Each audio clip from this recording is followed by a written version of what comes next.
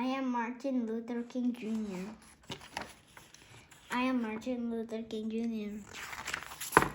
When I was little, I used to get a lot of accidents. One day, my little brother hit me in my head with a baseball bat. 2 other times, I mistakenly got knocked over by a car. Another day, I tumbled over a banister, then bounced through an open door into the basement. No matter how many times I fell, I kept getting back up. I'm okay! Even before I could read, I knew I liked books. My dad always talked about how I kept a lot of books around me. I used to tell my parents, when I grow up, I'm going to get me some big words. There is a power in words. Big words were in my future. When I was 6 years old, one of my best friends was a boy whose father owned a store across the street. Tag, you're it. No, you're it. No, you're it. No, you're it. My friend was white. I was black. It didn't matter to us. We would play games and have fun together. But when we started going to school, everything changed. He went to a school where all kids were white. I went to a school where everyone was black. Soon after, he told me, I can't play with you anymore. My dad said so. He doesn't want us being friends. Why? But why? You're one of my best friends, aren't you? Aren't you? I didn't understand. It didn't make sense.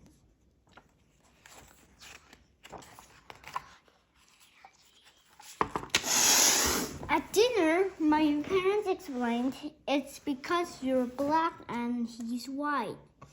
I was so mad that day. How could someone treat me differently just because of the color of my skin? I wanted to hate my friend and his father.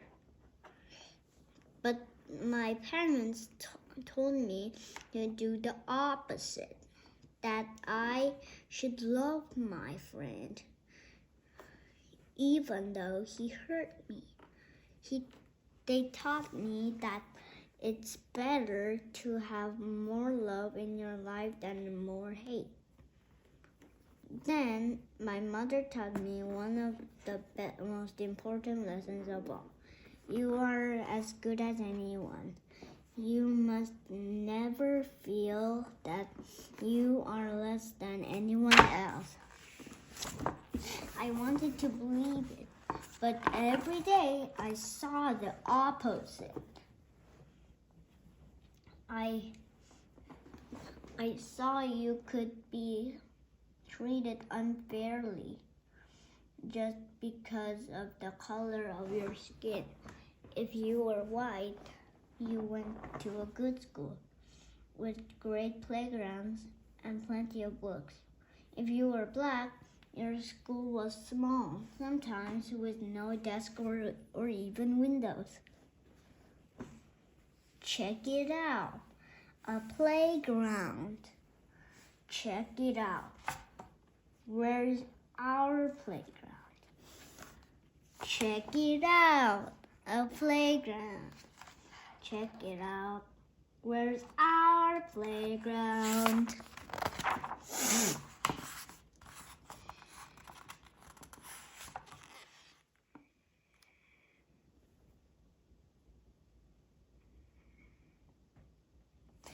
It wasn't just the school.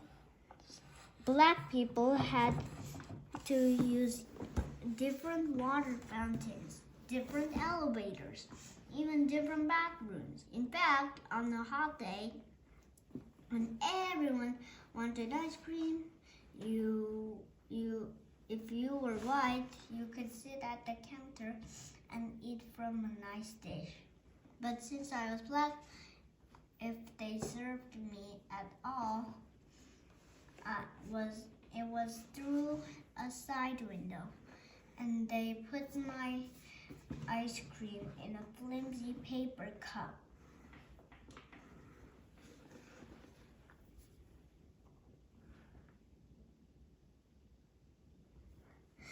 I got even worse when I was 14. I had just won a speech competition. My speech was about being fair to all people. I was excited. Then on the bus ride home, a few white people got on board. You need to give up your seats to the whites. At first, I stayed up. It didn't seem fair.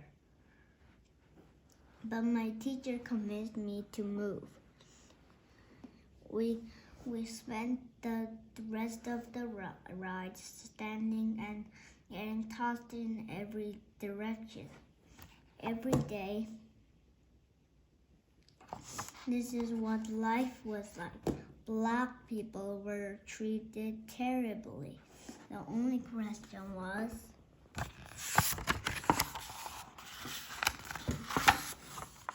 what could I do about it? At the age of 15, I started college. By 19, I became a minister and entered a seminary school to study religion. Over those years, I read the works of Henry David Thoreau and Mahatma Gandhi. Thoreau taught me about civil disobedience, how an evil system could be changed without violence. Gandhi opened my mind to the power of not violent resistance. What's that? Love. It's using love and peaceful methods to change unfair things in society. It was a lesson I wanted to share with everyone. In no time at all, I got my chance.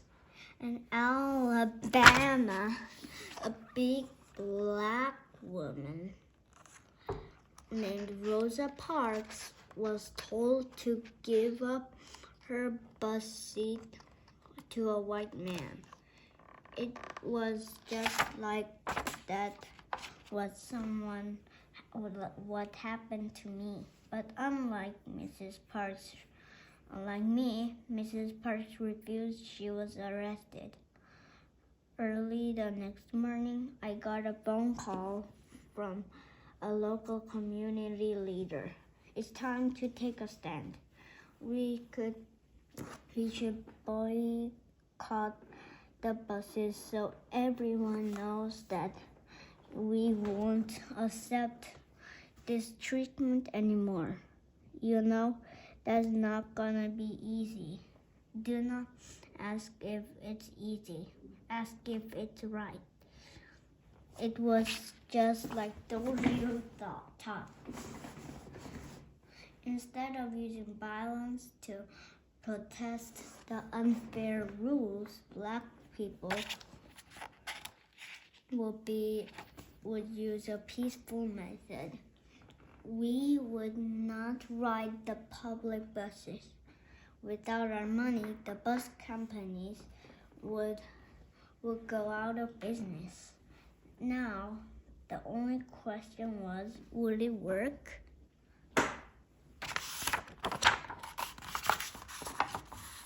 On the first day of the protest, my wife called me to the window. The buses are all empty.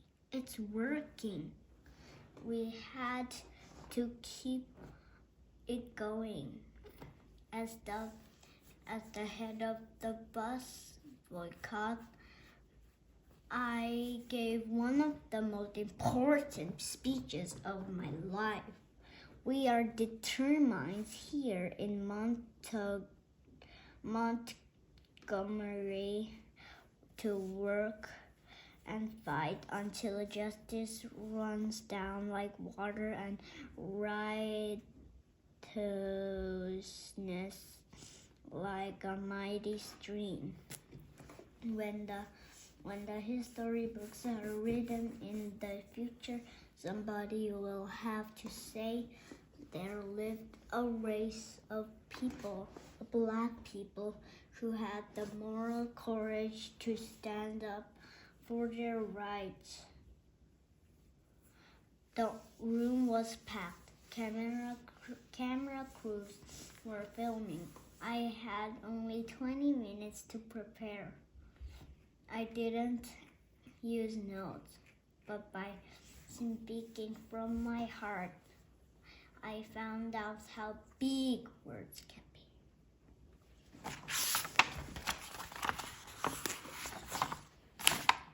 The police put me in jail,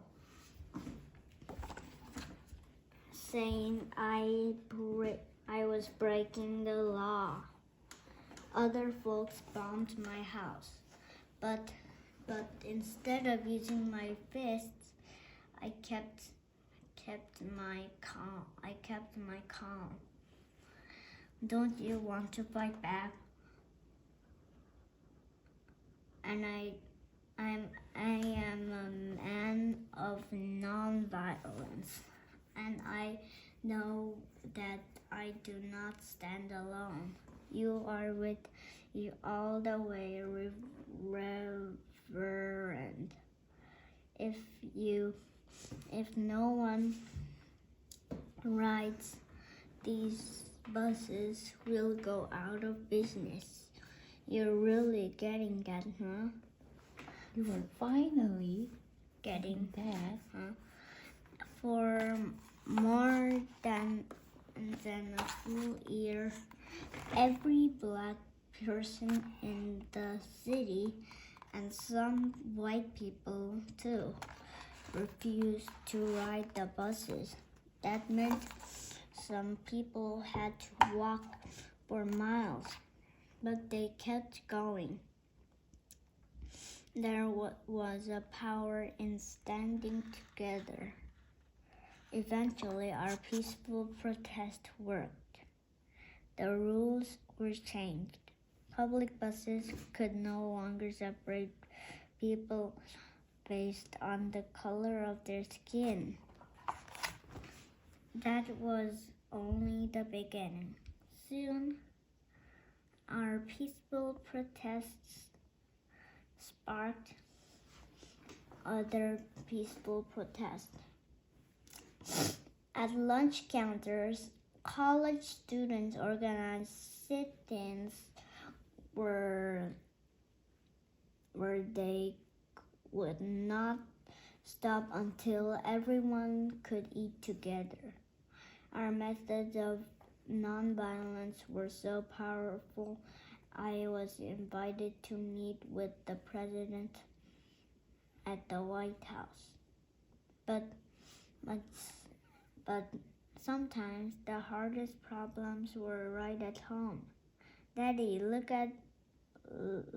an amusement park. Please, can we go?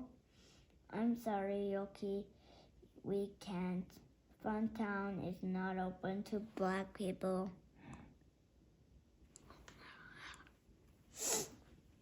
Seeing my daughter cry was one of the most painful moments of my life. It only made me work harder for change.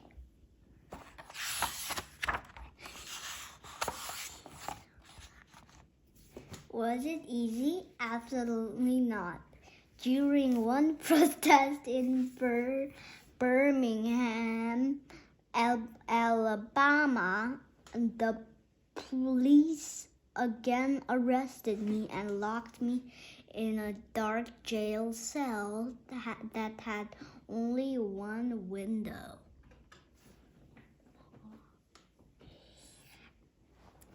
someone slipped me a newspaper, which white religious leaders had written an article called us lawbreakers. Someone then snuck me a pen in the jail cell. I wrote my own response in the margins of the newspaper and even on toilet paper. My letter from Birmingham jail was soon published as a pamphlet. Then it was in magazines and newspapers. Today, it has been read by millions of people. Like I say, it's how big words can be.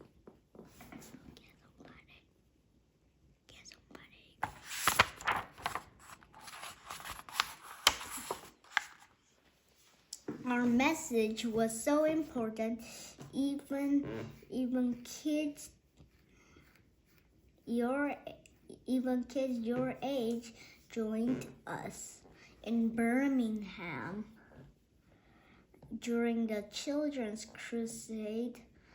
More than 1,000 kids, some as young as 6 years old, showed up to march. The first day, the police arrested 900 of them. The next day, 2,500 kids showed up, ready to go to jail. What do you want? Freedom.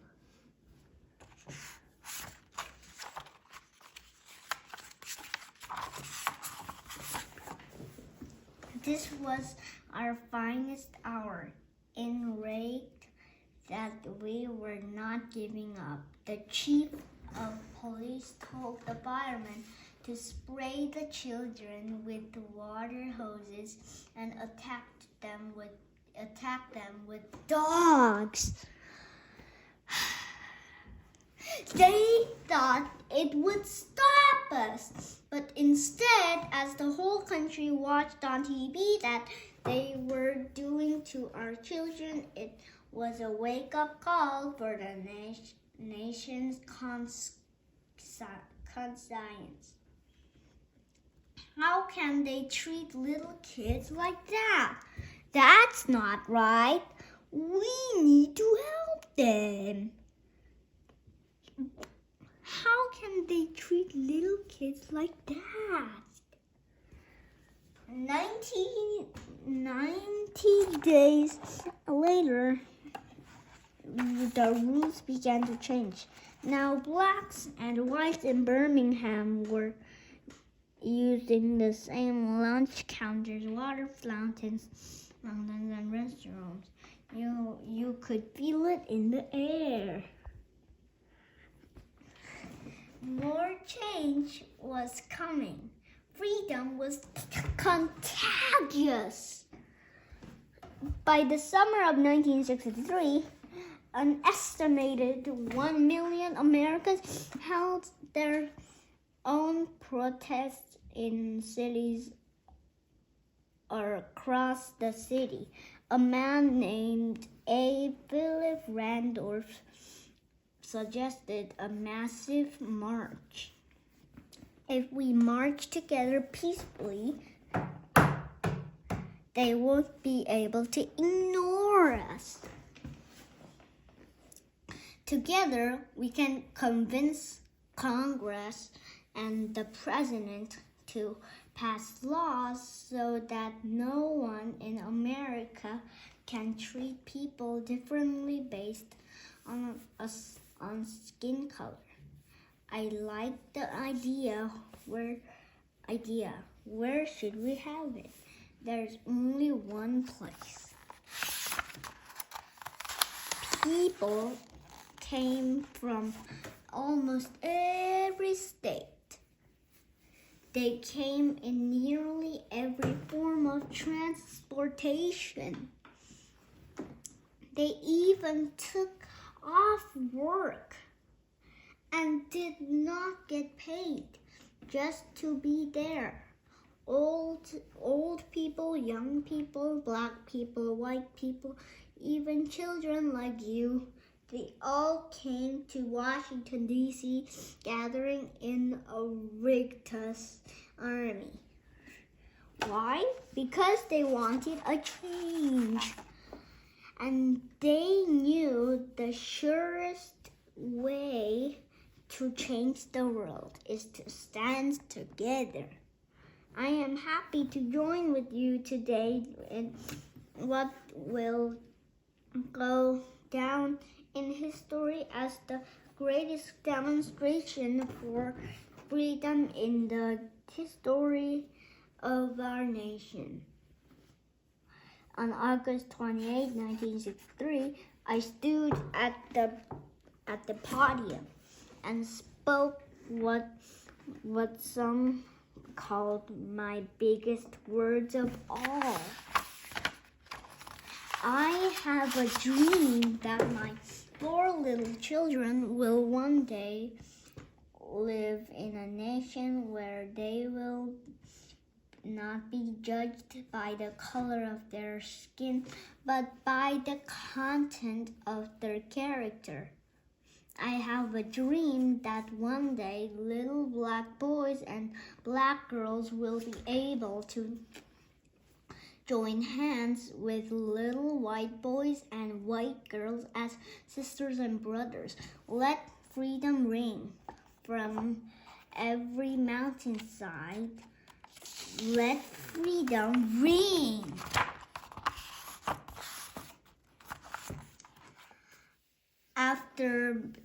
After the march on Washington, the President and Congress passed new laws for civil rights. But that didn't mean our work was done. Indeed, our greatest battle was still to come.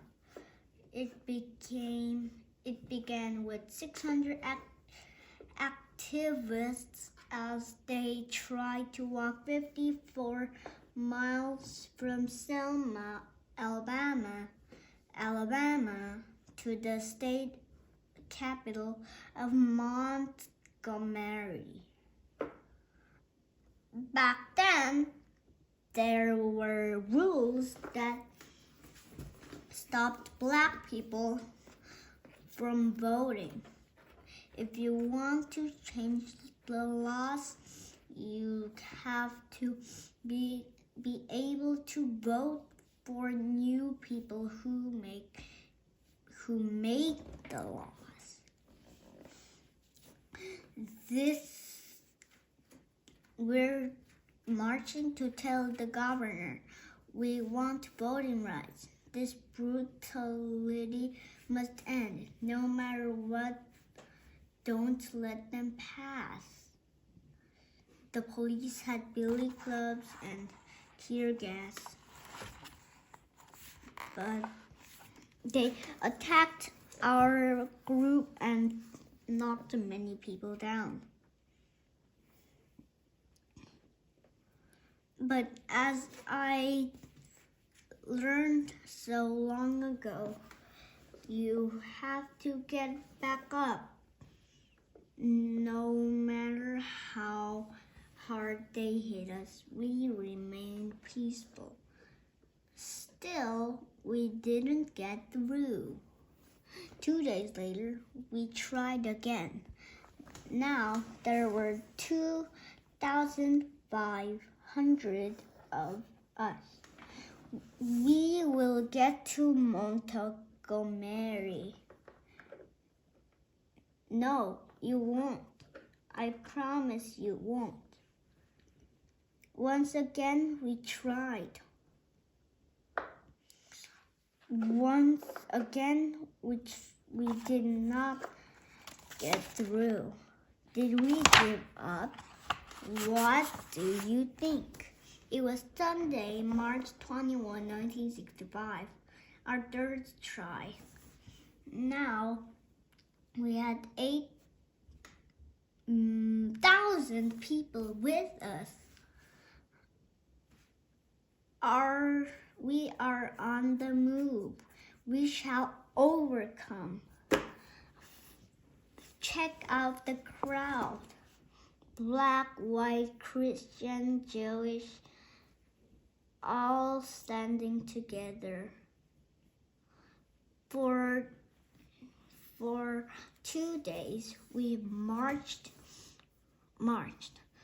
Rain could not stop us. The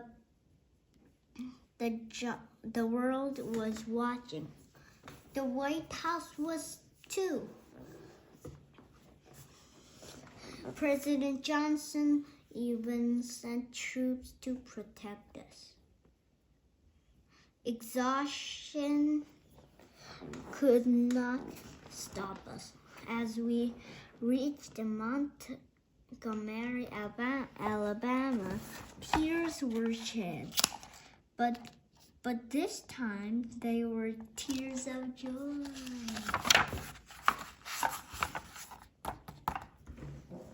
In my life, people tried to tell me I wasn't as good as they were just because of the color of my skin. Then when someone hurts you like that, it can be tempting to hurt them back. You must refuse.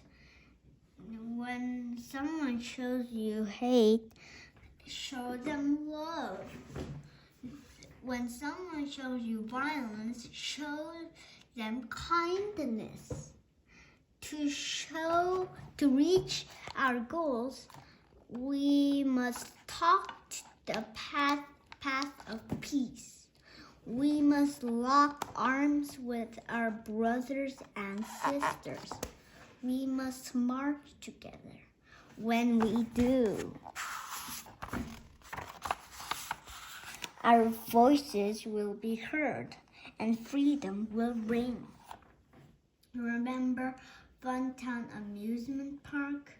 Its doors eventually opened to Black people, and Dr. King got to take his daughter. Did you know that he was the youngest person to win the